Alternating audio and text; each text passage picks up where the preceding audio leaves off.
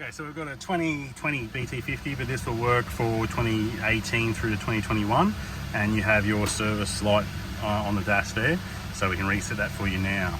So what you need to do is turn the ignition off, press both brake and accelerator pedal down to the floor, turn your key back on, and you're going to wait for that oil and spanner light to flash. It takes a couple of seconds.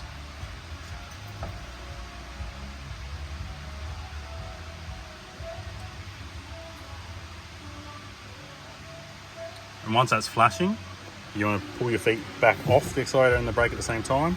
It'll stay flashing. You then turn your car off, turn your car back on and start it, and your light is gone. Now you've reset your service light.